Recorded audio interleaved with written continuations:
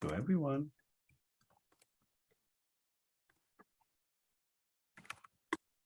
All right. Hello, everyone. Hello, everyone joining the session. Welcome again to the WEN Think Startup Entrepreneurship Series.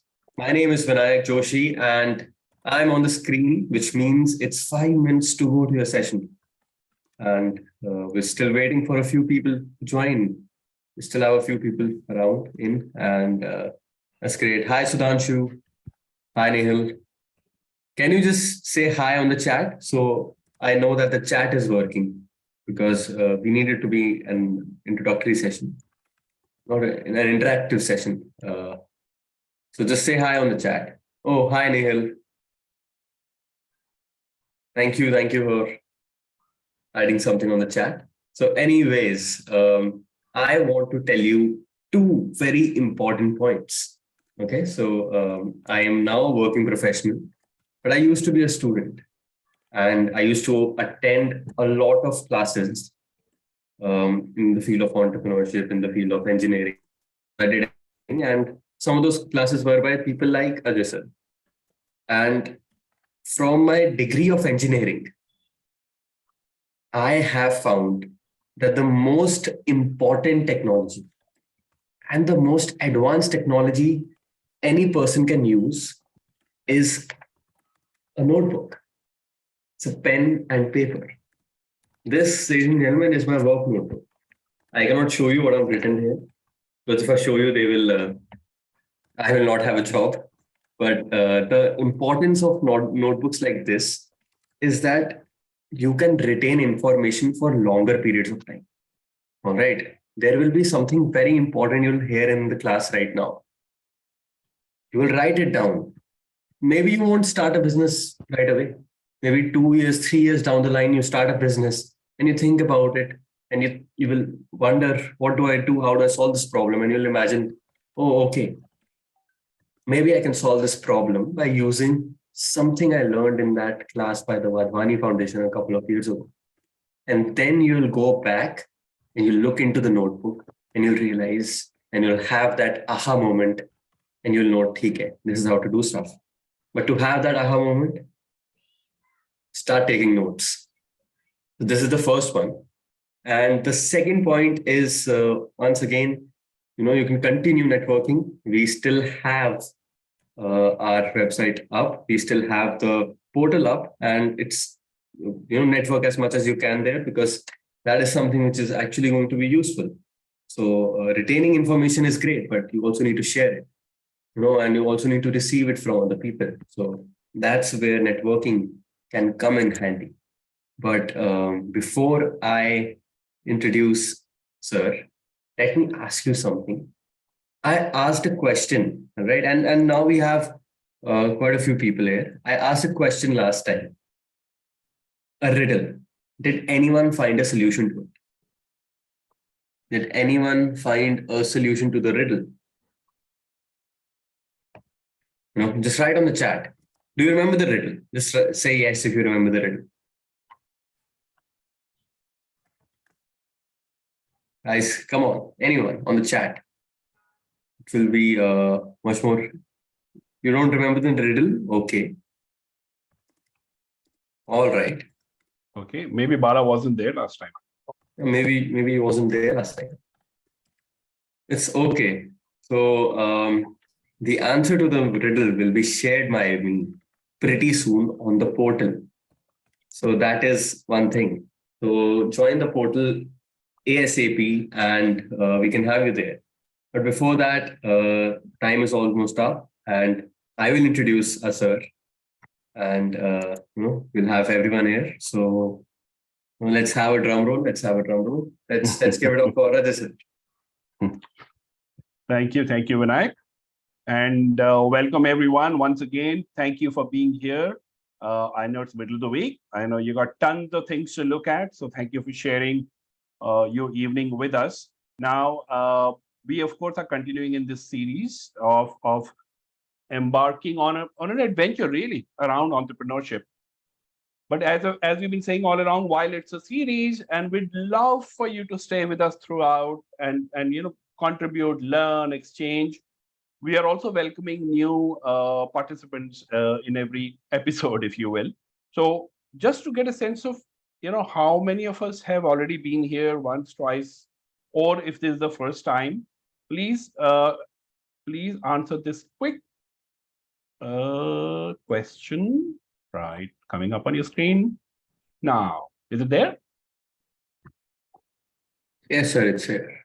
Okay, so go ahead. Thank you. The responses are coming in. Thank you so much. Okay, great.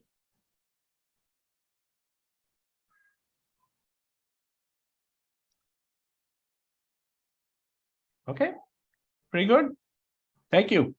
Thank you. A vast number of people have told us that this is their third session in the series. There are a few of us on the call for whom this is the second session. So I'm not sure if you attended session 1 and 2 and this one, but doesn't matter. And that pretty much covers all the folks on the call. So perfect. So we will keep that in mind. Hence, we will not do a lot of a repeat of what we been doing earlier, but we will do a quick recap as we go along. And it's interesting when I was talking about notebook, and we all have our own style.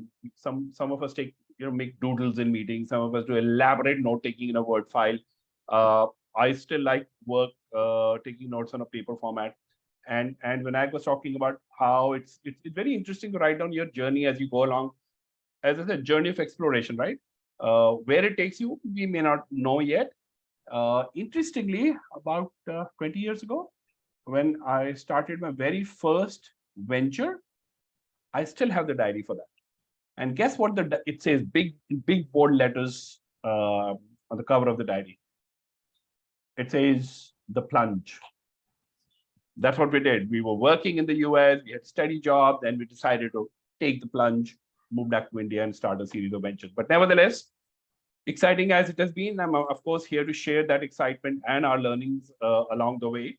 And as I've been saying all along, while this takes us into the world of entrepreneurship, we will situate it in what's going on in the world at large, economically, socially, politically, to some extent. And as always, the core of this session is what's happening in your own world. We are trying to see if entrepreneurship is your superpower. We are convinced, by the way, that it is a superpower in each one of us. It's a matter of tapping it, unleashing it, uncovering it, and just playing with it, if you will. But that's the focus. And, I was thinking of how to summarize all that we've discussed. And interestingly, the ongoing event in Bangalore, the Times Techies event, actually did that for me. So I'm going to share with you a few quotes from all the conversations that have been happening. The first one really is from Naveen. Not only is he the founder of InMobi. InMobi, by the way, is India's first unicorn. And he gave this very, very inspiring speech on how his journey has been anything but linear. And his message is, keep moving, you will fall, you will stumble, sometimes hard, sometimes soft. Sometimes you not really make all the best decision because you don't have data, but keep moving. I know it sounds like an alcohol ad and I'm not supposed to say it, but keep moving really was his mantra, and which is pretty much what we've been saying all along. The two names that you see here, Dimension and Cattle Guru, are student startups. They announced their funding at the event, and Antler, which had actually funded those two, went on to make a very bold statement in their keynote session, saying, we are so convinced about the raw power of intellect and innovation that sits within our youth, particularly in our students, college and school, that they are actually betting on the next wave of startups and innovation coming from students. And I'm sharing with you what they have said verbatim. And this actually gladdens our heart because this is what we've been talking about, right? Entrepreneurship on campus as a student is a fun learning experience. Whether it takes you towards an actual launch of your desired startup, or it helps you become a better consultant, or helps you do other things in life, so be it. But all along the way, I think this notion of investing in ourselves, finding that superpower that I mentioned earlier, is critical. And today, we're going to talk about ideas, right? There's so much talk about ideas. From we hear things like, oh, I don't know how to get idea. I'm not very smart. I'm not one of those creative guys. Or the other extreme, listen, I have ideas. I don't know what to do with them, because the moment I whisper it out, somebody's going to steal it. So there's a range. So we're going to talk about ideas. And we're also going to talk about how ideas in of themselves are rather raw. We will add a little polish to them by making sure they get validated. And we'll talk about how to validate it. So that's our journey today, folks. Session 3, ideas and all the magic they can potentially create. So like I said, fasten your seatbelt. Today's session, by the way, folks, is going to be fast. We have a lot to cover today. So like I said, keep fast, stay curious. We're going to do well. And of course, keep typing your responses in the chat as we go along. All of this series, the entire series, the entire team that's here, our technology, our platform, our learning, our case studies, our resources, all are being made available to you because at Vardhani Foundation, we believe this is the way to change society. This is the way we think we change lives, by supporting young entrepreneurs and taking those who've been out there to the next level. And we've been doing that for 20 plus years. So again, thank you all for joining in. Thank you for your e-cells as well, who continue to contribute to the journey. This journey is about entrepreneurship, building that mindset that clicks everywhere. And of course, we're going to leave you with thoughts that hopefully, if it doesn't result in an actual startup by the end of these 9 weeks, you'll have enough masala, if you will, to know what to do. And by the way, our support, our availability to you doesn't stop there. So session 9 is where, in some sense, it comes to a logical end, but physically, our platform access is with you forever. We will also announce some mentoring sessions and mentoring opportunities that are available to some of you who want to go on journey onwards in your journey with us. So this is where we are, session 3, many more to go. There's been a slight change, and I'm just going to flag it in case some of you blocked your calendars. We made slight adjustment in dates. The number of sessions is still 9. Our last session will now spill over into the first week of April, because we've added this. If you see the session in the middle on the 15th of March, it's an AMA that we are doing because we want to build an opportunity for you to bring a lot of your questions to us. I recognize the sessions are fast-paced. There's us, there's you, there's a guest. We may not have time, or sometimes you attend a session and 15 minutes after the session say, oh man, I wish I'd asked that question. That's okay. Use that journal. Any unanswered question, keep jotting it down. We're going to come back, and while in every session we will continue to do Q&A, there is a new session on the 15th of March just for that. Especially if you've been able to dabble into a few things and you have ideas. Again, I won't spend too much time on this, but I do want to share with you, the buzz around startups is real. Indian government launched the Startup India program 7 years ago. In 7 years, the number of startups in India have grown by 150 times. 150 times and growing. There's so much out there in terms of support, incubators, this network, the program that we're running, that really is a great opportunity for everyone to tap into. Today, hopefully by the end of the session, you can walk away with an understanding of why startup journey is anything but linear. If you remember, many of you are attending this for the second or third time. If you remember that picture we showed last time, how our founder on a bike sees like a straight line to the rocket ship, but in reality it goes through the ups and downs. But we're going to formalize it today by adding validation and of course it's all about ideas and validation.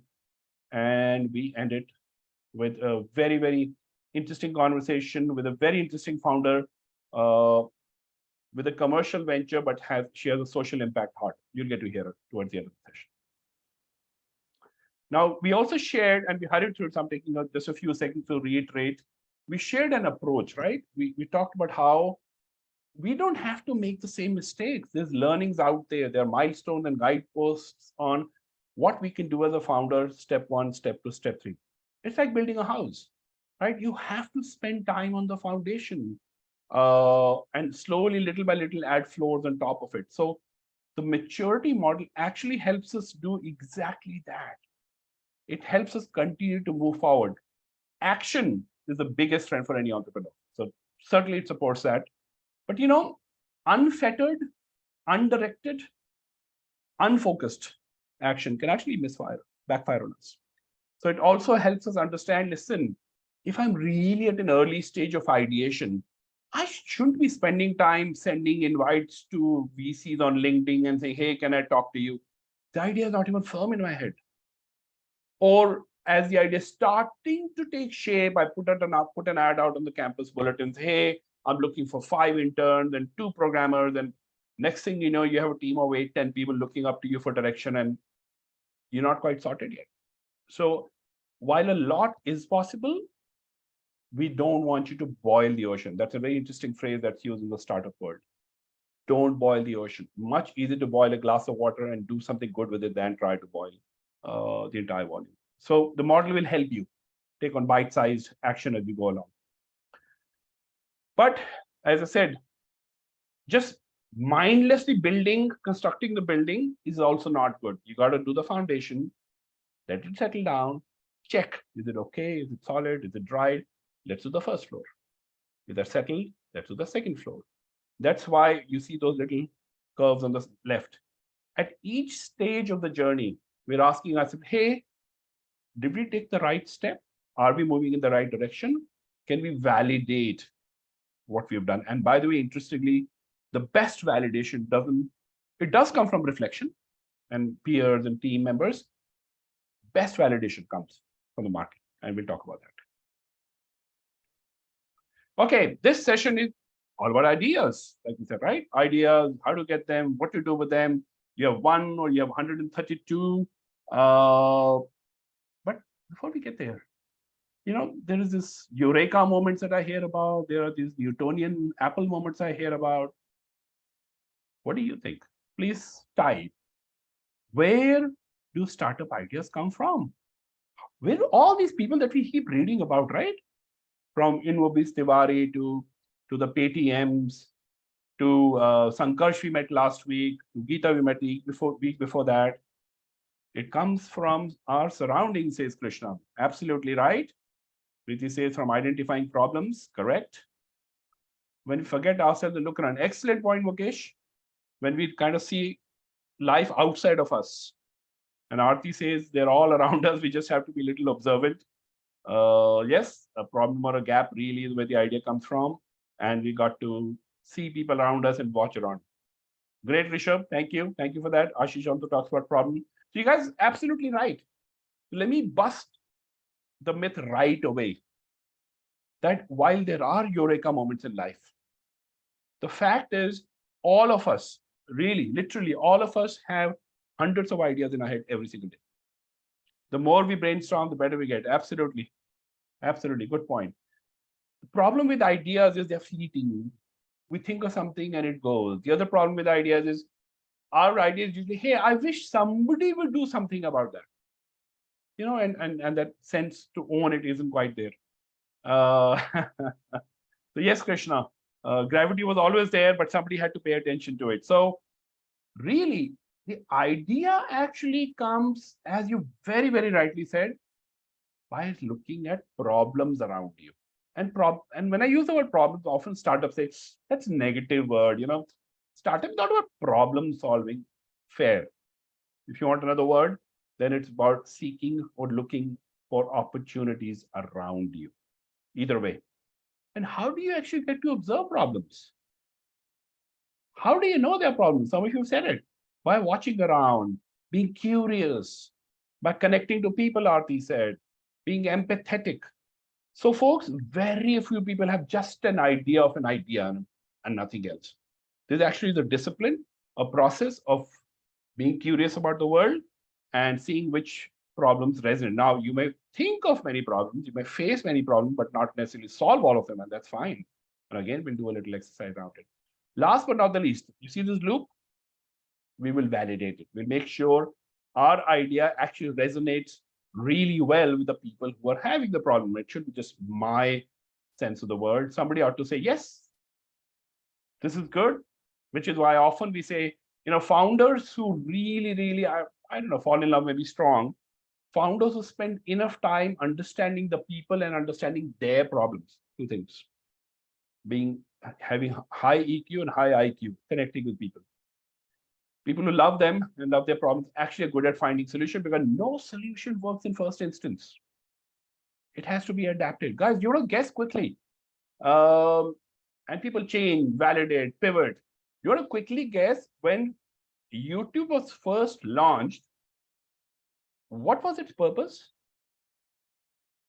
Do you want to guess? YouTube, early days, what did it do? Anyone?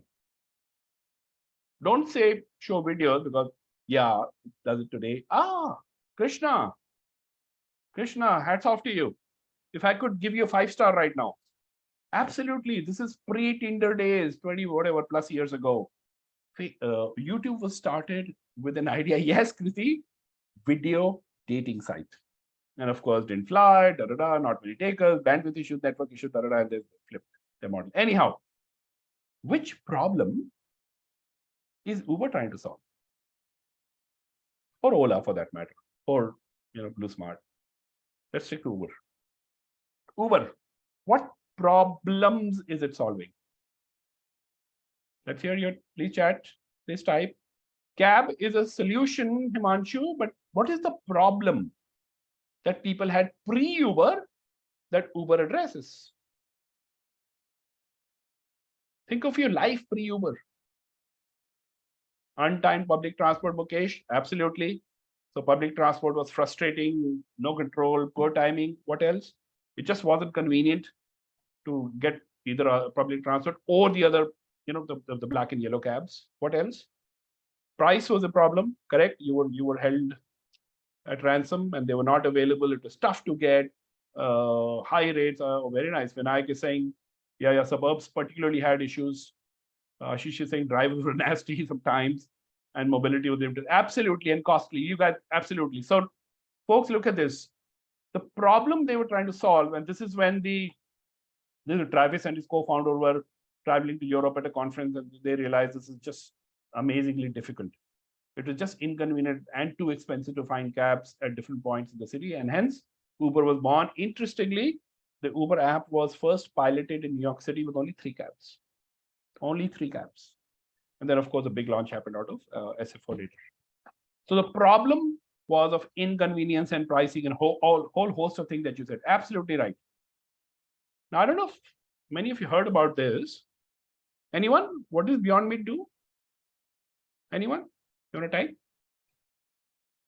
Beyond Meat. The hint is in their brand. What do they do? Anyone? Some of you might be Googling it. That's okay. Milk, dairy, deliver fresh meat, no, plant-based, Paco says. So they're offering vegan meat. Correct, Bala. Correct, Paco. Absolutely right. So what problem do you think they're solving? Himanshu, plant-based. Yeah, so Himanshu, your answer combined with Arti's, plant-based meat. What problem is Beyond Meat solving, you think? Why do we need it? Why do they exist? And they're doing rather well in life. Global warming, yeah, they were concerned by that. Where can I get last 2 classes, Vinayak? If you can talk to Shaish separately, please, and get him on the platform. So you're right, you're getting there. Vegetarian, Bala says. Healthy option. Perfect, you're getting there now. Promoting vegan, absolutely right. So people, that's right, Ashish.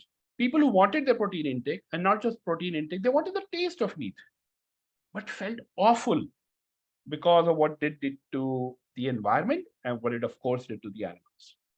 So they said, we want to enjoy the taste, flavor, succulent experience, if you will, of the non-veg, but not feel this bad. And hence, of course, Beyond Meat was born, and many such people. This, by the way, is yet another huge movement building in India, plant-based protein substitutes.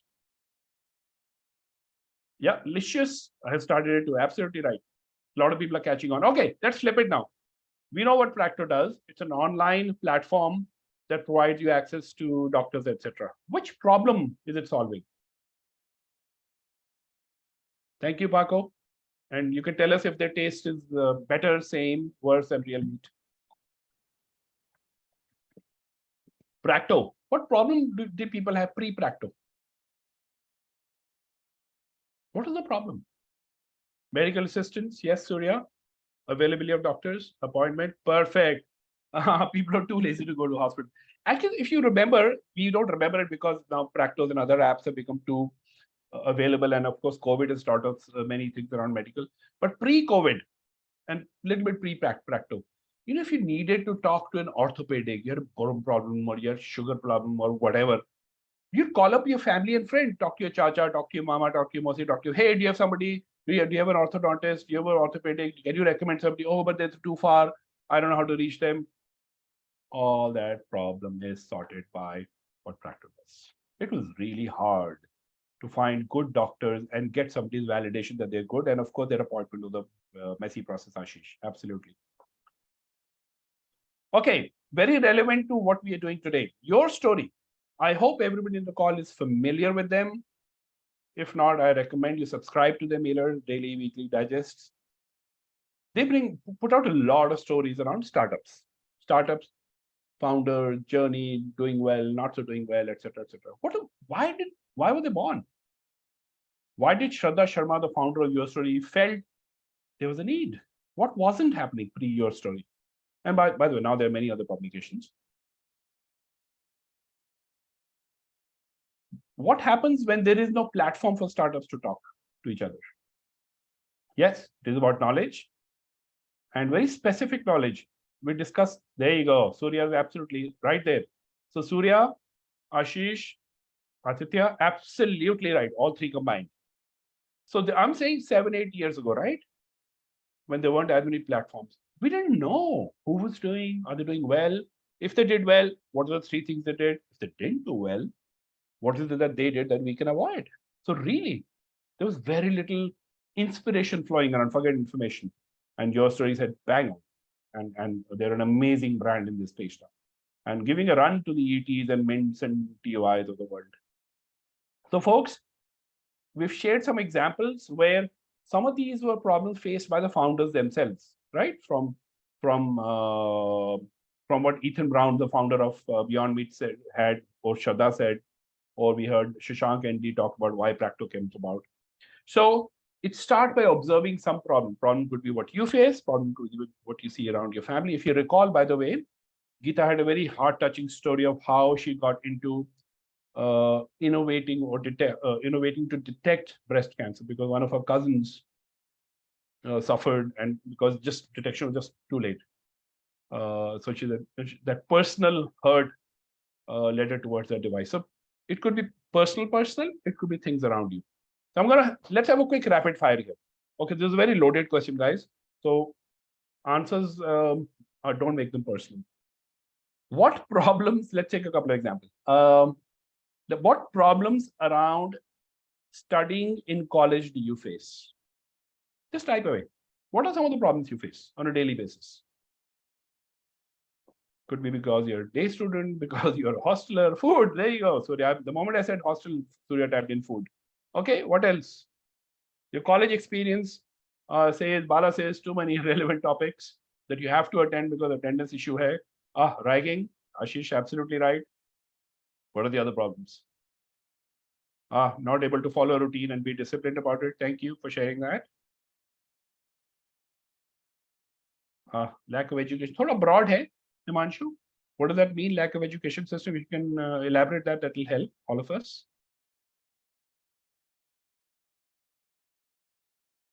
Bad teachers. Okay. I'll take that. No names. Let's not make it personal, but yeah, sometimes it does happen. Anything around exams? Always short of money? Surely that's a story of a student, no, all the time. We are present, but teacher isn't present. Teacher is present, but they're not too engaging. That all of that happens. Anything around exams that bothers you? The way we do conduct exams? It's not practical. There's just too much of mandatory attendance issues. Anything around exams? Thank you, Priti. Poorly structured assessment, too much theory. Okay. Tier 2, tier 3 as you go. Thank you, Himanshu, for making us understand. You're right. There's far too much focus on big cities. And I don't know if I shared as part of my introduction, I've had the good fortune of working with Azim Premji Foundation for 4 or 5 years, and they are India's premier philanthropic organization focusing on improving quality of education, tier 2, 3 onwards, not so much in metros. Exams are rote, everything is focused on rote, recall. Absolutely right. Great. Guys, just think about it. Most teachers don't motivate. So just think about it. In no more than 45 seconds, you pause and said, hey, there are things that bother me. Right? If you just pause, you can actually think of such topics, such issues in any facet of your life. Just took one example. But let's take it further. I want to take one more example with you. Thank you for sharing that. We will take one more example. What do you see here? Anyone? What do you see? Hint other than the other than the vehicles. Yeah. Right. Thank you. Okay. Potholes, terrible roads. Well in a city, Ashish, I love that brand. Roads around holes. Okay. Yeah. There's more like a place with potholes than a roads. Interesting. I'll go. Excellent explanation. Okay. So we all know they're potholes. And in so many ways, we accept it. Surya, hold on to that thought. We're going to get there. So there are potholes. There's a problem. There are potholes everywhere. Chota road, Bada road, city road, town road. They're there. So what? Surya, so because we have potholes, what problem does that create? What pain does it cause us? Surya, now you're absolutely right. There are more accidents. What else? What does having potholes in the road do to us? Causes traffic jam, Prabhat says. Absolutely. Krishna says driving is very, very tough. It takes longer to reach anywhere. Oh, accident, of course. Our poor vehicles are crying. Too much damage, correct? Suspensions, physical health, body pain, I agree. Nobody's saying mental pain because of delays and traffic and commute. Back pain, thank you. Yeah, I can relate to it. Body pain. Maintenance of the vehicle, costs go up. You spend more on keeping the vehicle alive. So yeah, we'll get to solutions in a second. And people can fall. Look at it, folks. There's so many issues, and I'm not even getting into other things like it's visually a sore point. It's just not good state of a city to live in. It doesn't make you feel good. Insurance company will lose money, of course. And I'm again not talking about secondary or tertiary issues. If you have potholes like these, and if you're in a place like Mumbai or Bangalore where it rains a lot, what about mosquitoes and other diseases that are sitting right there? So there are lots of peripheral things around it. So while the core point mudda may be around potholes, it has ramifications. So I want us to be a little creative on. Let's get into this mode. Okay, give me 2-3 whys. Why do you think we have potholes? Okay, let's just hear. Any reason? Why do you think? Why didn't we continue to have? Either they don't get fixed, or they get fixed and reoccur. Why do we have potholes in this country? Poor quality standard. Yes, Paco. What else? Apathy. I agree. Bad construction material, bad construction use. Interesting. Aditya has a great, interesting point. Generates revenues for others. Corruption. Yeah, corruption coming up in multiple places.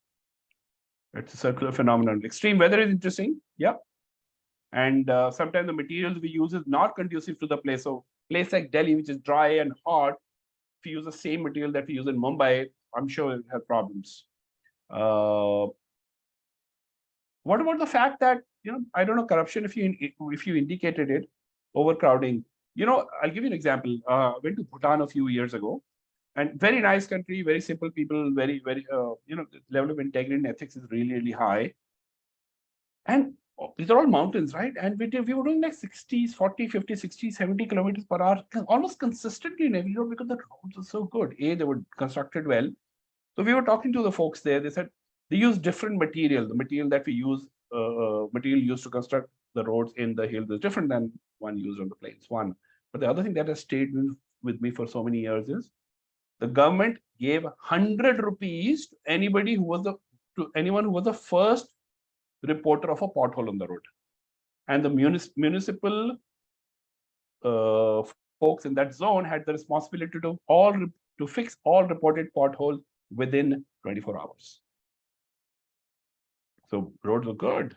People were taking, there was a civic responsibility around it.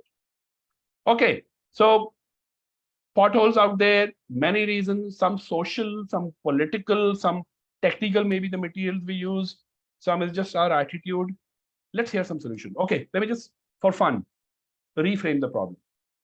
What can we do so that either we don't get potholes, or let's say our cars and vehicles don't get affected by these potholes that much? Let's hear some answers. What do you think can be done? Throw any ideas, doesn't matter, just throw. What can we do to either prevent or fix potholes? Go slow, okay? Which means again a pile up and traffic and whatnot, Bala. But nevertheless, yeah, sure, go ahead. Use better quality materials, use concrete roads. Come on, that's good, guys. Let's feed on this. Yeah, keep auditing, keep making sure, not just audit, keep acting on it. Good. What else can we do? Can you do something? Decentralized administration, do testing. Absolutely, Wilson. Can you do something on tires? You know, some cars have these self-fixing tires. Yeah. Yeah. How about making a map? Okay, Bala, I'm just building on your idea. What if Google Maps tells us which road has the most amount of potholes along with the direction so we can avoid them? So you're not fixing it, but you're some way circumventing it. Okay, any other idea? Can you do something to your vehicles? Give me a bizarre idea. What can you do so your vehicle is pothole proof? What can you do? Okay, bad flying car. There you go, Vinayak. Now you got your juices flying. Okay, hovercraft, flying cars, promote public transport. All good solutions, folks. But I want us to recognize the range. In 3 odd minutes, we looked at one main problem. We came up with 15 odd related problems. And we at least at this point, we have a good 15 to 20 solutions. Are they all implementable? I don't know yet. Will they even pass the first test of sanity and practicality? Don't know yet. But thank you. What we just did was brainstorming. Actually, we did brain writing because you're kind of typing here, but nevertheless, folks, the point that I want to bring together now, make a type of tire that is shock proof. Thank you. There's actually a company which is trying to do that. They're trying to get rid of rubber. Of course, tubes are gone, but even tubeless tires are replaced by another material, which is semi-metallic. So it kind of is more shock proofy. There is also AI that actually adjusts the shock proof, the strength of your shock proof system bases the sensory data from the roads. So there's lots happening in that direction, Krishna. Just Google it. There's tons of stuff happening.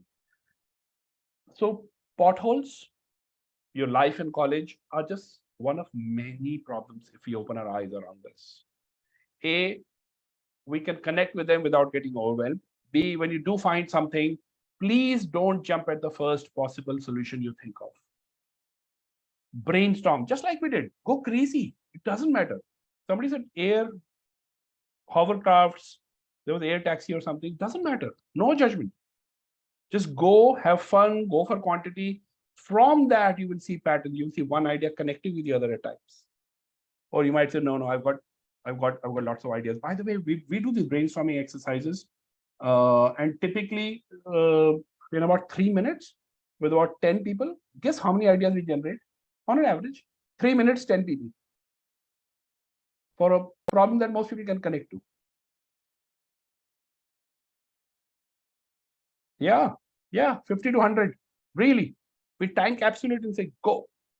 Crazy ideas. Like I said, I agree. Some are not doable, but it's okay. The idea is to simulate that brain and get ideas going. So folks, there's a lot of ideation tools available. We just looked at one small tool. There are others you will find on the platform. There's the 7 Hats, which I think is really remarkable tool, and many, many more others. But more than the tool, it's the mindset of like I said, recognizing which problem resonates with you and which solution makes sense to you amongst the many. Don't jump at the first. Don't wait till eternity for the last as well, I guess. There was When we talk to startups and we work with incubators as well, it's interesting. We have an extreme of students who walk in the door. There's students who say, I don't have any idea. I want to do a startup of my own, but I don't know what to do. To somebody who says, I have 42 ideas in my head. And by the way, 42 is a real example. We spent an entire summer discussing each of his ideas and their merits and demerits. It's okay. You will go through that journey. But if you find something that really connects with you, I think that's where the magic is. So our recommendation, look around, many problems from traveling to food, to studying, to commuting, to managing your money, to maybe shopping online or shopping offline, staying healthy, staying fit. There's tons of issues out there, right? When you find one or two or three, and I'm not saying the one yet, here's a little exercise you can do. You remember Savard from last time? So this is real data of what Savard did a few years before he launched his startup. He said the problem, so here's a little canvas that helps you clarify your own thought process. What is the problem? Problem was, for him at least, that less than 5% of Indians were invested in the stock market. As a result, many were not able to create the kitty they wanted to buy a house or do other things in life, travel around the world, send their kids abroad. So he put that in the whole context of, hey, it's largely because people, the context is that we save a lot, but we don't invest. And we don't start investing till it's very late. That's a social phenomenon. He recognized. Also, the context was that invariably male members end up being the decision makers, whereas often many female members of the family had great ideas about investing, but they were not looked at. So the context of social and economic, of course. The root causes, like I said, not people are aware of stock market. They're afraid. They much rather go Googling on which stock to buy rather than do it in a disciplined manner.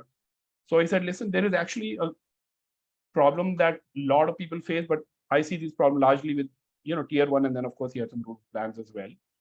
And this problem exists because people continue to go back to FDs, which don't give you the return, or investment advisors, which take a big chunk of your earnings as commission.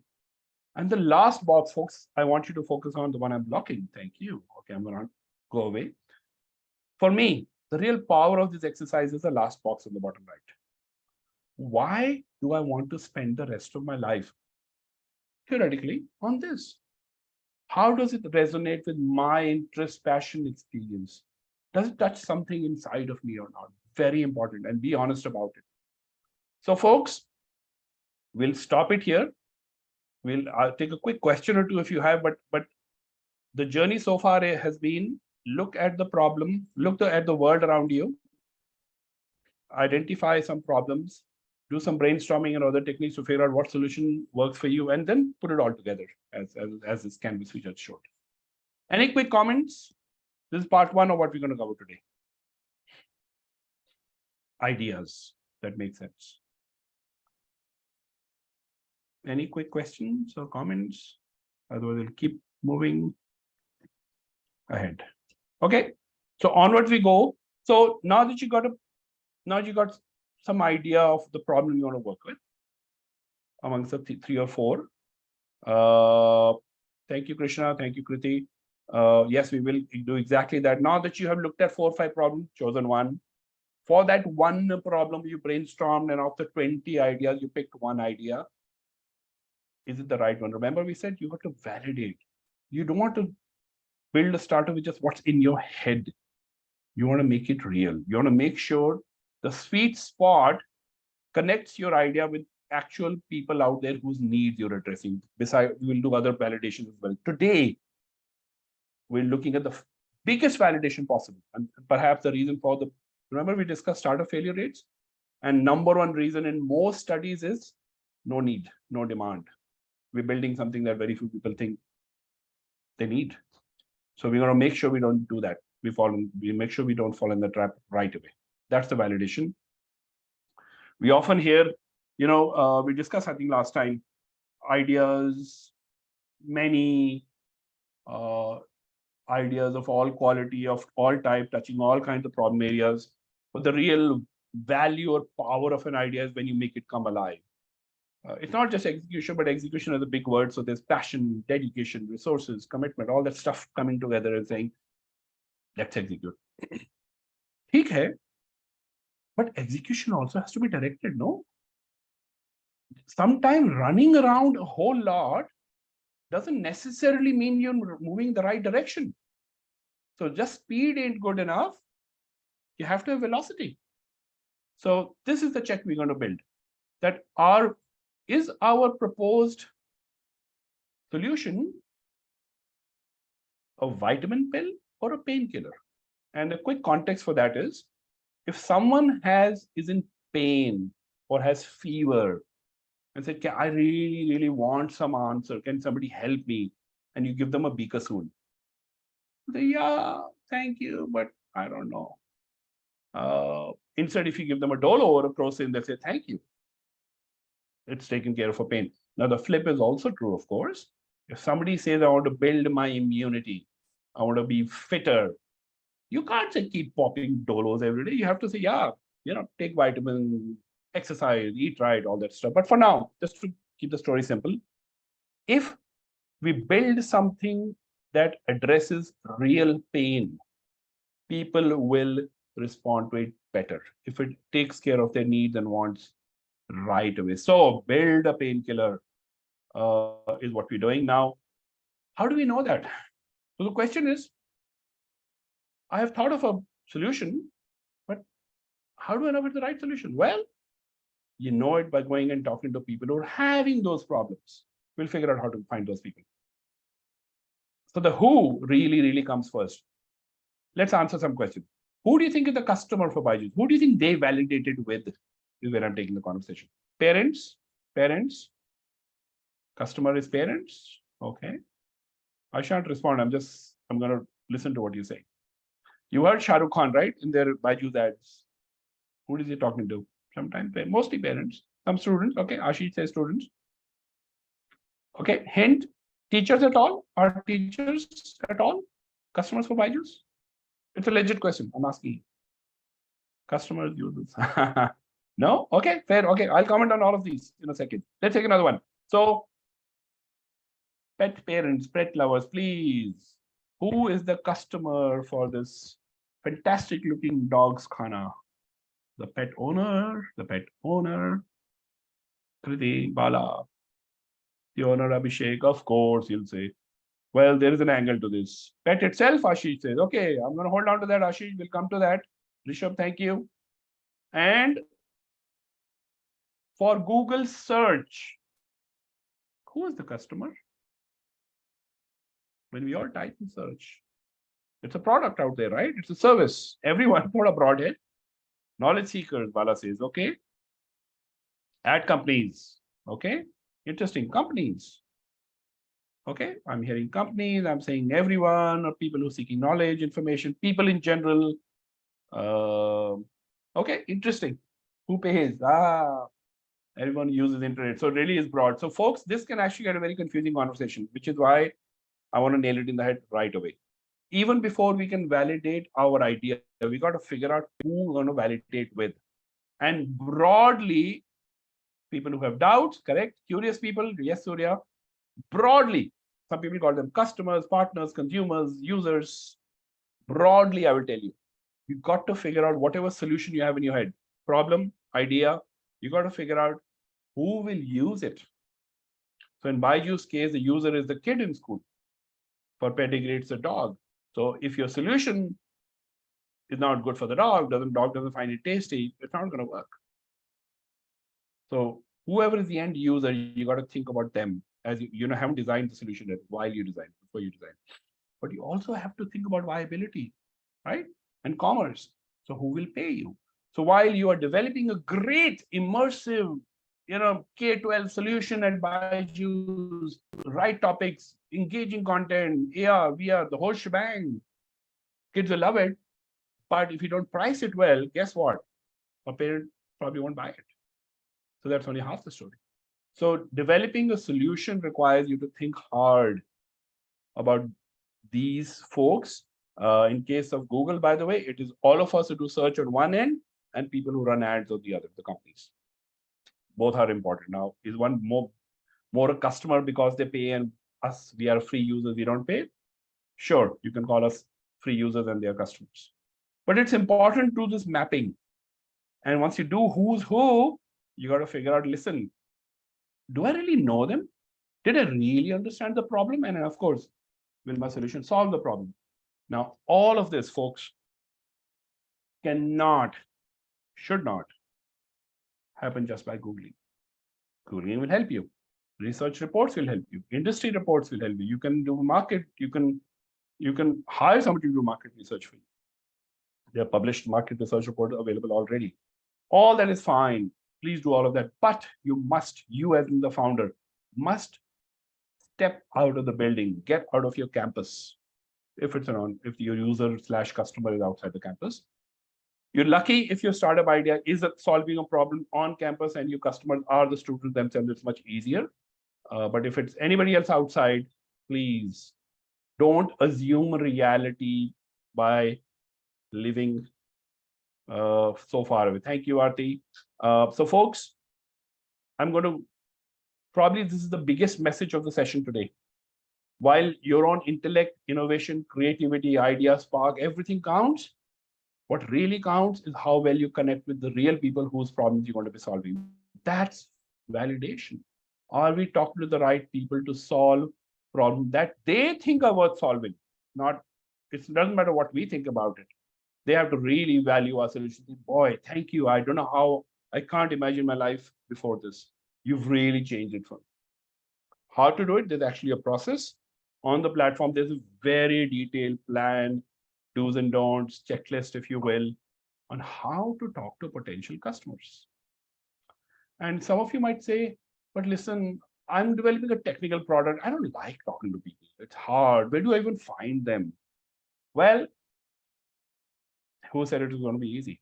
Whether it's a tech product or a deep tech product or a low tech product, you have to be able to reach out to customers now, even before they become your customers, to talk to them, to understand them and understand their lives. Why? Because think about it.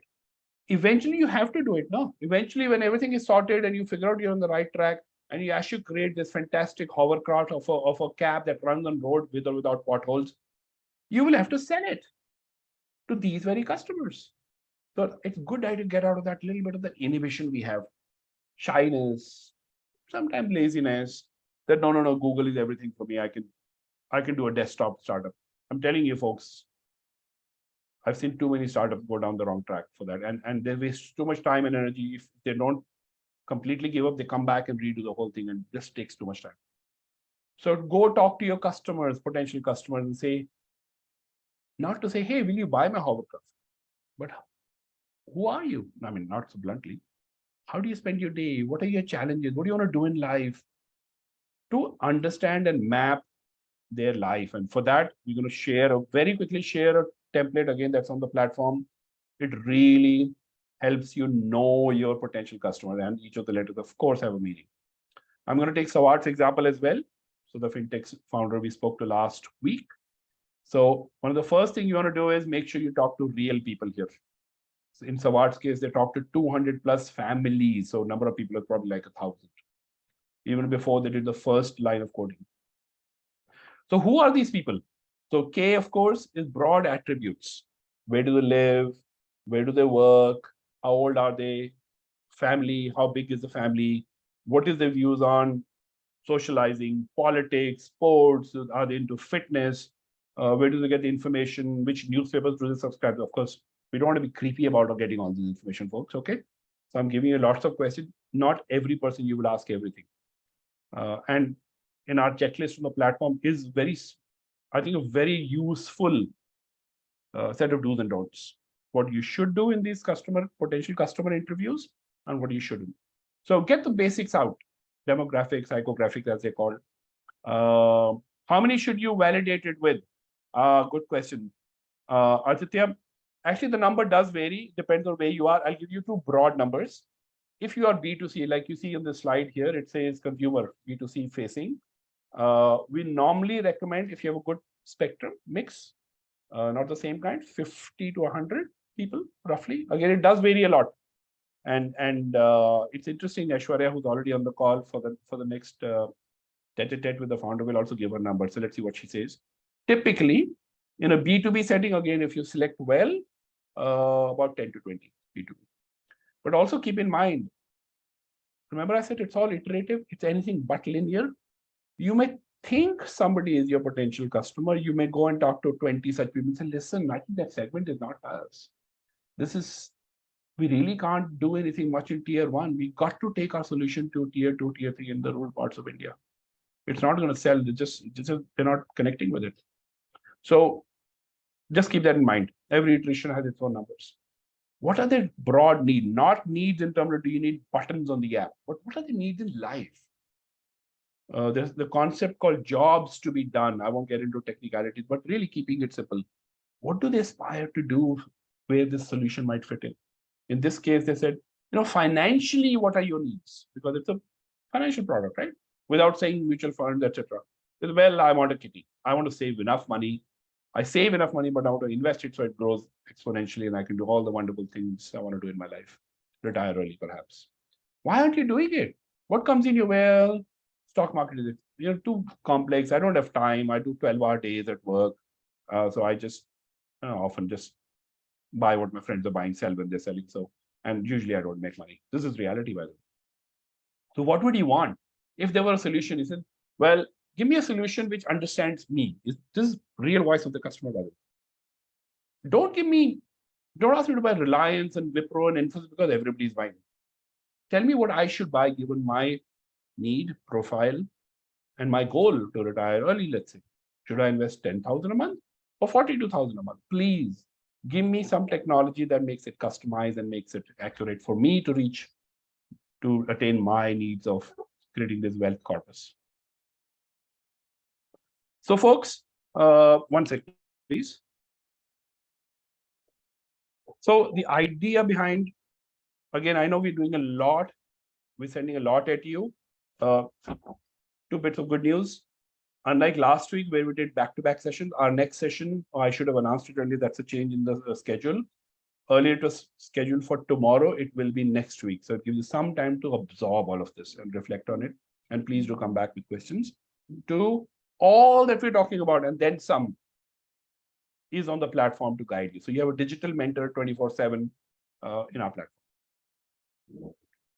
So this is what we need to do to say, hey, speaking of the platform, I mentioned last time, you already have the links. You can join the cohort that you're in right now, tons of resources, community action happening right there and new materials getting added as we speak. So just to sum it up, I know it's been a little rushed today, but we talked about idea generation, which is really solving a problem that needs solving, hopefully for a good number of people so that it becomes economically viable. And not jumping the gun, taking the time to understand the problem deeply, fall in love, if you may, and also being very super empathetic about the people who will eventually use. Even before you build anything, please get to understand them as people, get to understand their lives and aspirations and challenges before you go too far down the build cycle. With that, I am super delighted to welcome Aishwarya to this session. Aishwarya is a co-founder of Clovertrix. She is an engineer and her product does amazing things, and I will let her I won't let the cat out of the bag right now and steal her thunder. But Fifth Sense, amazing name, amazing brand. But she is on this journey from what I understand, Aishwarya, because something deep inside her resonates with this space. Something deep inside resonates with her in terms of people who are having some of the problems that we were discussing earlier. And of course, she will tell. So I'm delighted to welcome her and have her share her thoughts, ideas, and the journey with us. And just a second, here we are. So Aishwarya, there you are, right there. Hey, smiling at everyone. Thank you, Aishwarya, for being here. Hello, sir. It's always a pleasure talking to you. Great. Thank you for being here. Thank you for inviting me here. Of course. And I know we changed the dates on you a bit, so appreciate it. That is okay. It's always a pleasure. So Aishwarya, you heard a little bit of what we were talking about today. but this entire series is about putting those building blocks in place so that we Okay. can help aspiring entrepreneurs build something good, great, really, out of their efforts. So, before we get into any of this journey with you, please tell everybody the fantastic product that you have built, are building, what does it do, and why are you doing this? Sure, definitely. So hi guys, I am Aishwarya Karnataki. I'm co-founder of a company named Glowatrix. So at Glowatrix, we aim to empower the speech impaired and the deaf people who rely on sign language for communication. So sign language users are often marginalized from the mainstream society because nobody knows. Most people don't know sign language. So as a result of which they get unequal opportunities for education, employment, and entertainment, and remain marginalized. So we have developed a smartwatch named Fifth Sense, which translates these sign language gestures to voice, so that sign language is comprehensible for everybody and the sign language users can be mainstreamed in the society. Why? I think you also asked why I decided to do this. In a second, but I'm just wondering, do you have a prototype with you today? Yeah, I think it is outside. Should I show it? I think it'll be great if you can All fetch right. it. Yeah, All yeah, right. yeah. Sure. Just Yeah. give Yeah, we'll hold. We'll hold. Yeah, folks, what we're also trying to show here or share through Aishwarya really is that the journey towards identifying a problem and coming up with the right solution takes time. And while she may not be showing you her previous iteration, I've seen her very clunky prototype uh, 18 months ago, 12 months ago. It was really clunky to where it is today. So we'll see that. So yes, Aishwarya, why are you doing this? And if you could show a little quick, what is this whole innovation about? Aishwarya, sorry, you're on mute. On mute. Sorry. Yeah. Can I share my screen as well? Sure, go ahead. All right. I'm assuming we can do that. Aarti, Rashmita? Is it visible? Yep. All right. So I'll just like to show my prototype journey as well. Yeah. So as sir said, the initial prototypes that we made were very clunky, which were made using duct tapes and jumper cables, which we glued together, and it was made using jugaad. But as we gained more knowledge, our prototypes also evolved with us, and this is the latest one that we have. This is also not the final product; it is a prototype, but it is functioning much better than the previous versions. Aishwarya, if you can go off screen so we can see this, please. If you can stop sharing so we can see you and the prototype. Sure. There you go. All right. So this is how the prototype looks like normally. And this is the part where there's a PCB in it. This is the open-ended one. So how this works is I just wear it in my hands and attach these rings to the fingers. Now this is unfortunately made according to my co-founder's hand size, and my hand size is a little smaller.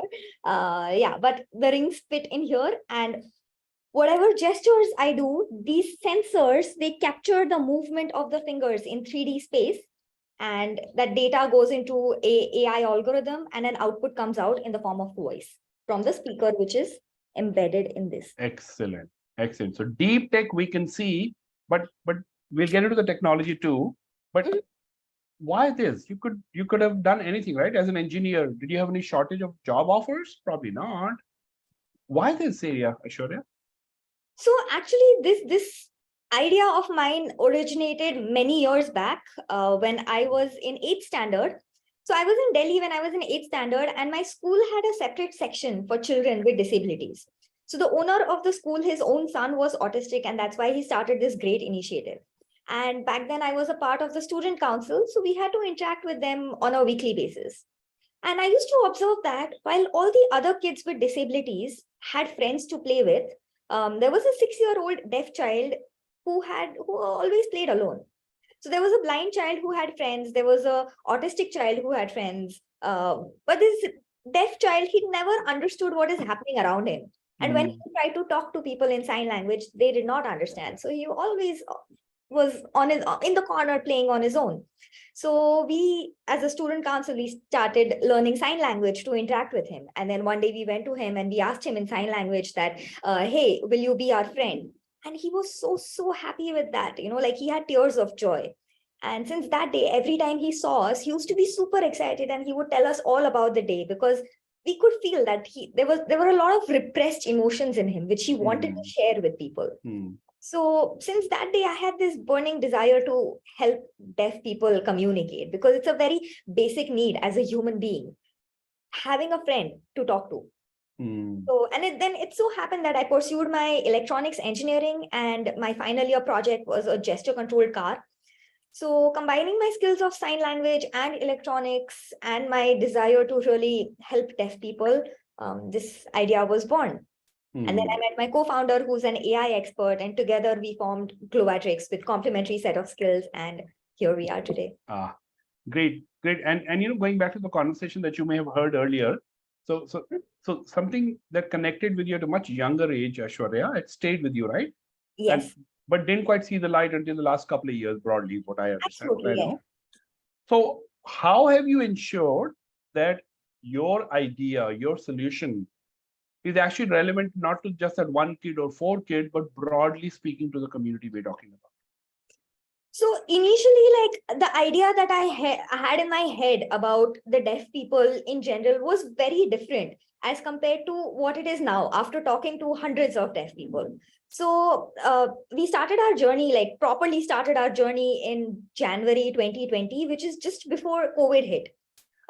So the initial information that I received was mostly from research papers, and wherein we found out the nuances of sign language or the pain points and the wants and the needs of the deaf people. I even tried to connect with a few, because there was lockdown, I tried to connect with a few deaf people on LinkedIn. But I was not getting like enough response. I could not find much deaf people on LinkedIn, and I kept wondering why. So I got the answers to all of these questions when the lockdown was lifted and we actually went outside to talk to people who were deaf or people who were closely associated with the deaf. And then we asked them about, we could not find many people online. Why is that? So that's when I understood a deeper level that we think that, okay, deaf people are people who just cannot hear, but they can see, so they can read. Right? But that's when I understood that deaf people have major problems in reading also. So for example, how we are taught is A for apple, B for bat, C for cat. So we know what a letter sounds like. So when you see this, let's say this word WEN, think startup, only when you look at it, you can hear it in your head. But for deaf people, they don't know what that T sounds like, what that X sounds like. So for them, it is like reading a barcode. So the initial idea that we had was to convert the sign language to voice and text, and convert the voice back to text. So that's when we realized that that is not going to work, because even if you convert that voice to text, they will not be able to consume that text. So, and that was also that also gave us the key to the missing puzzle, that is why not many people are there on LinkedIn, because LinkedIn is very textual. As compared to Instagram. So on Instagram, we found a lot of deaf people because Instagram is very visual. There are pictures, there are videos, which they can consume very well. Another thing that we found, that the idea that we had in our head was, we named our company Glovatrix because I envisioned it as a glove. But then after talking to the deaf community and the stakeholders, I realized that we cannot have it as a glove, because if we have it as a glove, the touch sense is compromised. And deaf people already have one less sense of hearing. So that touch sense is extremely important to them. And if we mess around with that touch sense, because they get a lot of information, a lot more information than we do from that touch. So if we compromise that touch sense, we are not going to succeed. So the product that we developed was according to the needs and wants. So I think that is how that answers your question. Yes, it does. And I think very insightful. And while the product is still in some stage of, let's say, evolution, how actively are you continuing to talk to the community? Again, maybe not validating so much, but maybe piloting it, getting some functionality feedback. So how is your lab connected with the real world today? So I think it is very important to keep the not just the consumer, but also the stakeholders in the loop, even in the product development journey, or rather even in the idea development journey. So now it has been almost 3 years that we've been working actively on this project, and we are still in touch with the first person that we spoke to, which was a principal of a deaf school. So we are still in touch with them, and we keep with every iteration that we do that, okay, should we include this new feature or not? So when we have that discussion, me, my co-founder, the technical people, we also try to include a representative from the deaf community, a representative from the teachers who teach the deaf people, so that they can add their inputs, whether Interesting. that teacher will actually work or not. Correct. And taking all these stakeholder inputs, as you said, and creating a solution that requires from what we can make out, right? There's hardware, there's mechanics, of course, there's software. How are you getting all these solutions? I know you're two co-founders, but maybe perhaps you should talk about how big your team is and how are you getting these different perspectives together so that your solution addresses the needs and wants that you were discussing. So right now our solution has hardware, it has the firmware. So how it actually works is the sensors, they capture the data and it goes through a microcontroller. From the microcontroller through Bluetooth, the data is streamed through the phone, from which it goes to the cloud. All the processing happens in the cloud. It comes back to the phone, and via Bluetooth, again, the voice is streamed from the speaker. And all of this happens in like jiffy. So there are a lot of different aspects which have to come together: the hardware, the PCB developer, the firmware developer, the app developer, the cloud infrastructure, the AI algorithm. So currently it's just the two of us, me, my co-founder, and we have one employee with us, but we have a pool of freelancers who are working for us, who are adding their own expertise. So every week we have one call with the entire team. And otherwise, over the week, we have calls spread out, like, let's say, app developer and cloud infrastructure person, hardware person, and the software person. So a lot of things have to come together in order to make a product. Correct. And coming together also has, let's say, resourcing dimension. Let's talk funds particularly. By the way, very interesting questions coming in the chat. So folks, just hold on. Maybe we'll open up the Q&A in a couple of minutes. I know you've got some funds from India. I also know you have some interest from funding agencies overseas. What it is. So if you want to talk to that and let everybody know what this journey has been around, funding a deep tech solution like yours. Sure. So when we actually started our journey, so we were also a part of incubators who with experienced mentors who told us that it is very, very crucial that you have to go and talk to the customers and the stakeholders. So initially it was very difficult for us. So how we had planned it was that we will make a prototype of this, and then we will demonstrate it to various institutes, get a letter of recommendation or a letter of intent from them, and then go to the VCs and show them that, okay, we have a product in place, we have a market in place, and now all we need is some funding so that we can develop it further and serve the customers. We thought it looks easy. So just with an ideation stage, we went to this one government school to talk to the principal, government deaf school for children, to talk to the principal. And I think we went at the wrong time. We went in his lunch break. And he was not at all happy. So the moment we started that, okay, we are making a device which translates sign, he stopped us there. He's like, I worked here for 25 years. I have seen many students come to do this project. The product never comes out in the market. Don't waste my time. Don't waste your time also. Find a better job and kind of niklo idhar se type. And then we begged them, we told them that we are not students, we are professionals, we are taking this very seriously. Just give us 10 minutes of your time.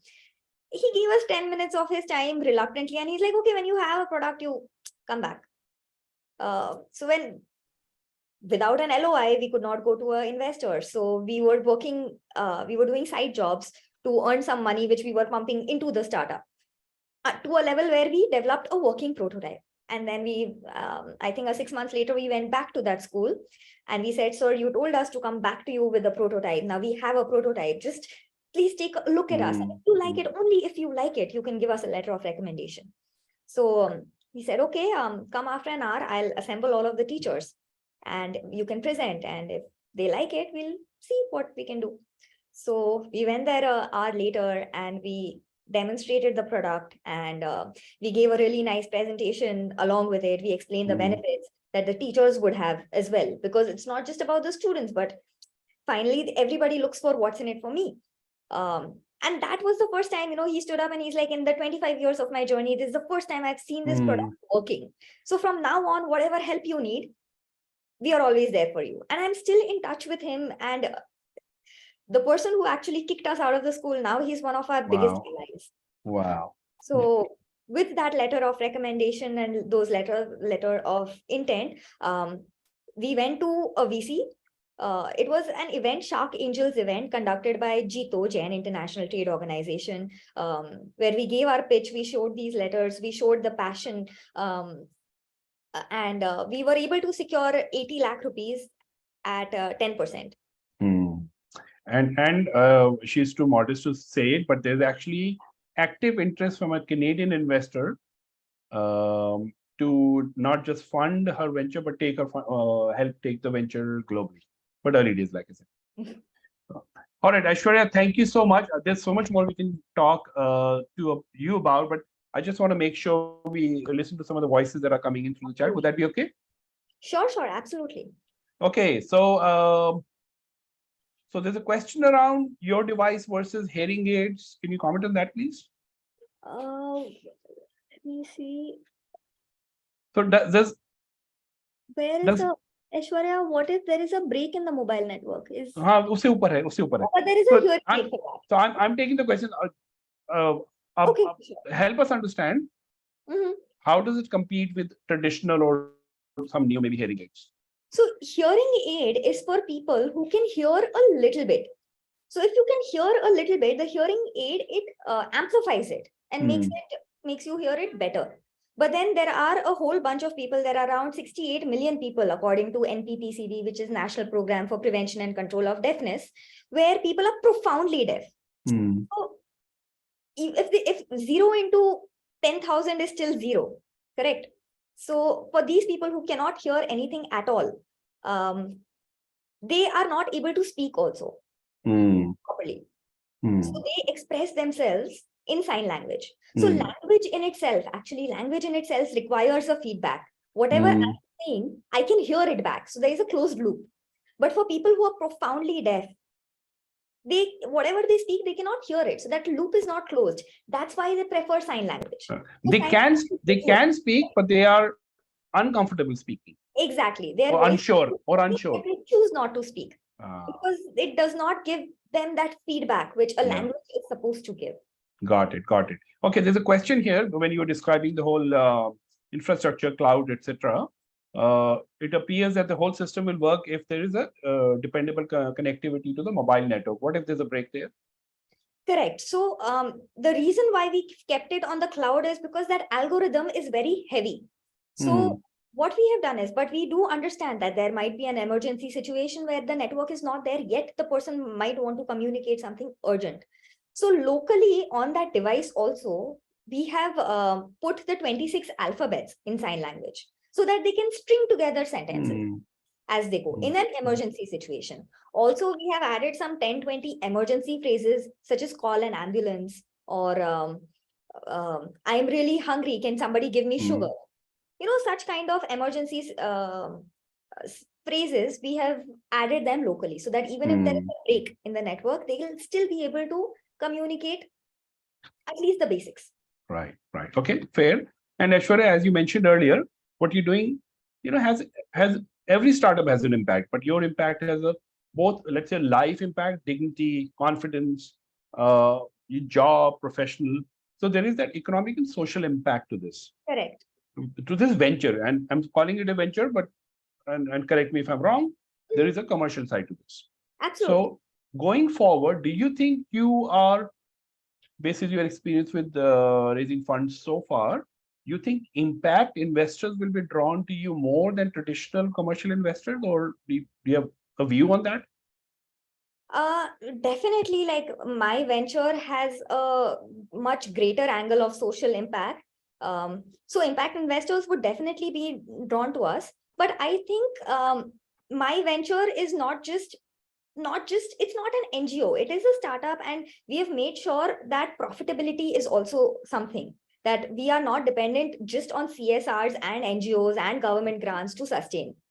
So how are what I explained to the traditional investors also, because social impact investors, they want to see with this money you do something good for them. But traditional investors, they say that, okay, you take my money, but profit kitna aega or kaise aega? Like how will I don't know if everybody speaks Hindi, but how much profit will I get and when will I get profit? So it's all about the numbers.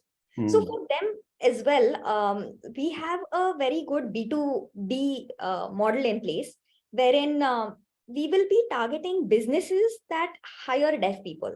So many big businesses like Wipro and Infosys and a bunch of startups also like Blinkit Couriers or Miracle Couriers, Lemon Tree, PVR Cinemas, they hire Costa. Costa Coffee, KFC. They hire a bunch of deaf people. And when we had some preliminary conversations with these companies, they showed a lot of interest in buying these.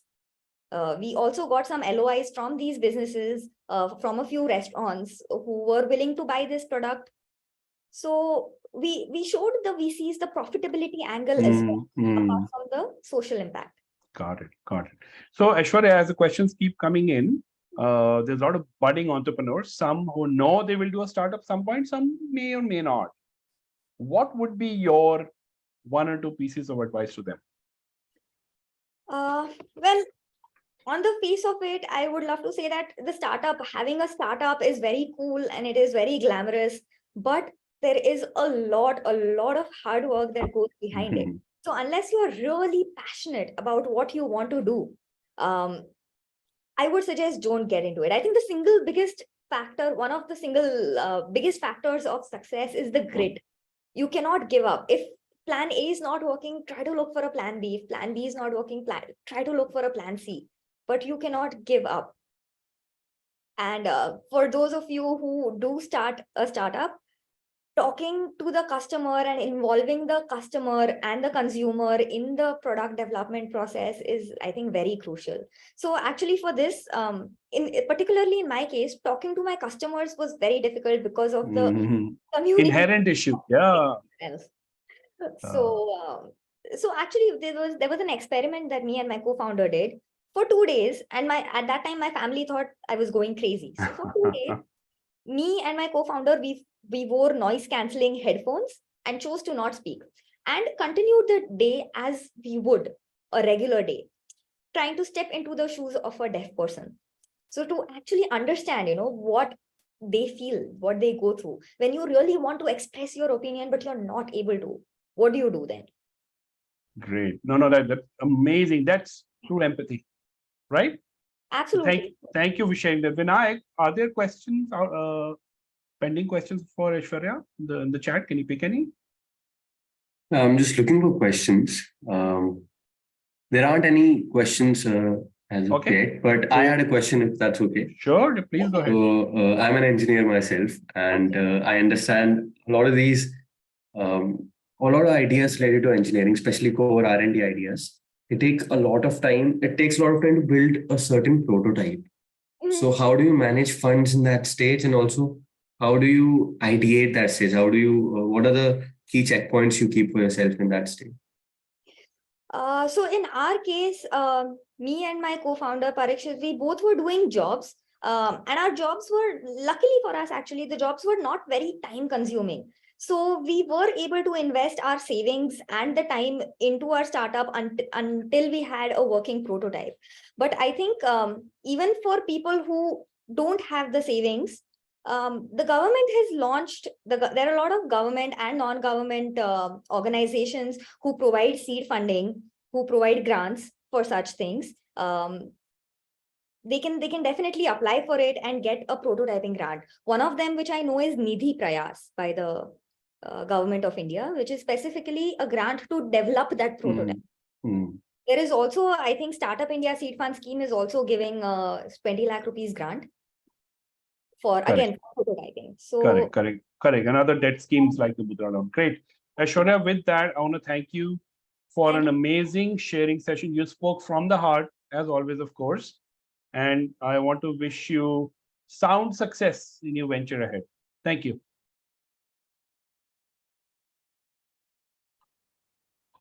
Okay, folks. Everybody can hear me, right? Yes, sir. Right. Okay, so we are back here. And while this comes up.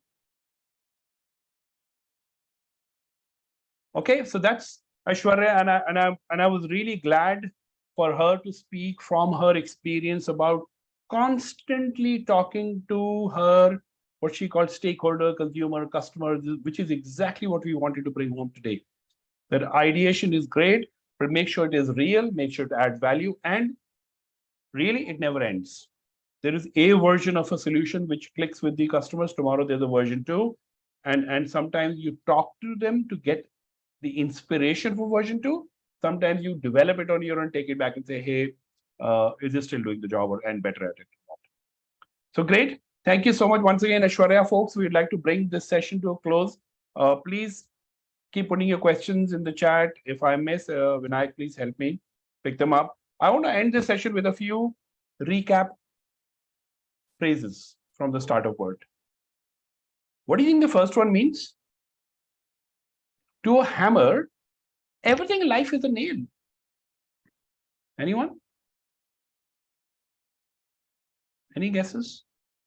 How is it applicable to startups?